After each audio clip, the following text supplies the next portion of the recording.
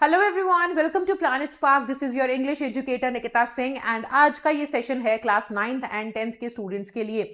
आज ये है हमारा पार्ट 2 सीरीज का, जिसमें हम डिस्कस कर रहे हैं कुछ कंफ्यूजिंग मॉडल वर्ब्स को। आई नो मॉडल वर्ब्स बहुत ज्यादा कंफ्यूजिंग हो जाते हैं एट टाइम्स, क्योंकि देखो एक मॉडल वर्ब है और उसके बहुत सारे काम हैं, और एक फीलिंग को जताने के लिए या पुट्रे करने के लिए बहुत सारे मॉडल वर्ब्स भी होते हैं। तो आज के सेशन के अंदर हम डिस्कस करने वाले हैं शैल, शुड एंड ऑट टू के बारे में। जनरली बच्चे इनके बीच में हो जाते हैं बहुत ज्यादा कंफ्यूज, और specially should and ought to के बीच में, क्योंकि दोनों का ही इस्तेमाल होता है एडवाइस देने के लिए। तो कौन सी जगह पर शुड आएगा, कौन सी जगह पर ऑट टू आएगा, इसको आज के सेशन में समझते हैं।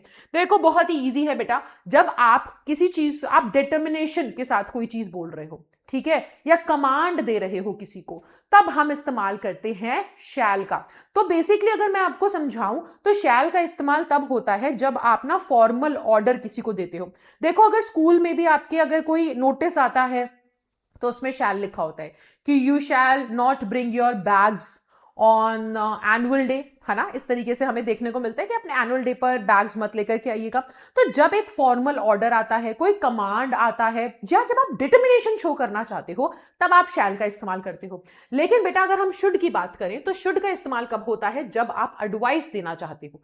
ठीक है, ये एडवाइस कैसी एडवाइस है सॉरी, ये एडवाइस कैसी एडवाइस है, आप personal advice, personal opinion share कर रहे हो, ठीक है, कि मुझे लगता है तुम्हें ऐसे कर लेना चाहिए, तो तब हम शुड का इस्तेमाल करते हैं। लेकिन बेटा यहाँ पे ऑट टू का इस्तेमाल तब होता है जब आप मॉरली किसी को करेक्ट करना चाह रहे हो, उसको उसकी मॉरल ड्यूटी याद दिला रहे हो कि ऐसा ही होना चाहिए। ये मेरा पर्सनल एडवाइस नहीं है, पर्सनल मेरा ओपिनियन नहीं है, but this is morally correct. ठीक है, तो ये इन तीनों के बीच में डिफरेंस होता है। दोबारा से देखो, जब कोई फिक्स्ड डिसीजन है या ऑफिशियल ऑर्डर है, यानी कि कोई कमांड है, या आप किसी के साथ कुछ शेयर कर रहे हो जिसमें डिटर्मिनेशन आप शो करना चाहते हो, तो शैल। ठीक है, जैसे कि अगर मैं बोलूं यू शैल नॉट लाई, तो यानी कि ये एक स्ट्रिक्ट प्रोहिबिशन है कि ये तो करना ही नहीं है तुमको। ये कमांड और एक ऑर्डर के तरीके से साउंड करेगा जब शैल यूज हो जाएगा। लेकिन वहीं पर देखो, जब इस सेंटेंस के अंदर शैल की जगह शुड आ गया, सेम सेंटेंस है बट मीनिंग बदल गया। अब यहां पे यू शुड नॉट लाई यानी कि तुम्हारे ओपिनियन में, अब मैं अगर तुमसे बोलूं कि बेटा आपको झूठ नहीं बोलना चाहिए, यू शुड नॉट लाई, तो दैट मीन्स कि एक एडवाइस है जो एक टीचर से एक स्टूडेंट के लिए है, ठीक है, एक टीचर की तरफ से आ रही है, और ये मेरे ओपिनियन में है, मेरा ये मानना है कि आपको झूठ नहीं बोलना चाहिए। ठीक है, शुड हो गया ये, right, you should not lie, तो ये एक पर्सनल ओपिनियन देने के लिए होता है। ये एडवाइस तो है, बट कैसी एडवाइस है, मेरे पर्सनल ओपिनियन से आ रही है, मेरा खुद का पर्सनली ये मानना है, तो मैं पर्सनल एक एडवाइस आपको दे रही हूं, आपके साथ शेयर कर रही हूं।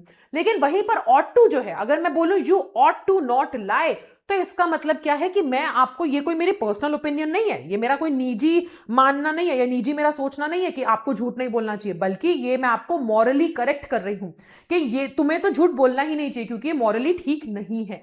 तो ये फर्क हो जाता है। ठीक है, जब आप किसी को ऑट टू का इस्तेमाल करके एडवाइस देते हो, तब उसका मतलब है कि आप जनरल सेंस में बोल रहे हो कि दिस इज राइट और दिस इज रॉन्ग, तो ऐसा होना चाहिए, ठीक है, या ऐसा होना नहीं चाहिए, तो वो आप पूरे एक मॉरल सेंस में बोलते हो। ठीक है, लेकिन शुड पर्सनल हो जाता है।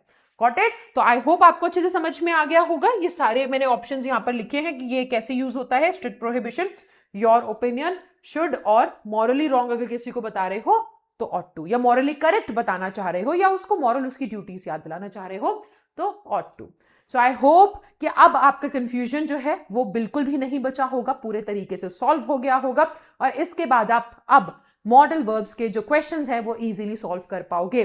तो अगर आपको वीडियो अच्छा लगा तो आप जानते हो आपको क्या करना है, जल्दी से जाके वीडियो को लाइक करना है, चैनल को सब्सक्राइब करना है, चैनल को सब्सक्राइब करना बिल्कुल भी मत भूलना, क्योंकि इस चैनल के ऊपर क्लास 9th के लिए और क्लास 10th के लिए इंग्लिश का बहुत सारा अमेजिंग कंटेंट आता रहेगा, जो आपको आपके एग्जाम्स में बहुत हेल्प करने वाला है। ऑल्सो जाने से पहले डिस्क्रिप्शन बॉक्स जरूर चेक करना, क्योंकि देखो अगर आप वो स्टूडेंट हो जो कि इंग्लिश समझ तो लेता है लेकिन बोलने में तो बहुत ही दिक्कत है, पर लिखने में भी दिक्कत है, तो वो जो लिंक है वो आपकी बहुत मदद करेगा। उस लिंक पे क्लिक करके आप प्लैनेट स्पार्क के साथ एक फ्री डेमो या ट्रायल क्लास बुक कर सकते हो।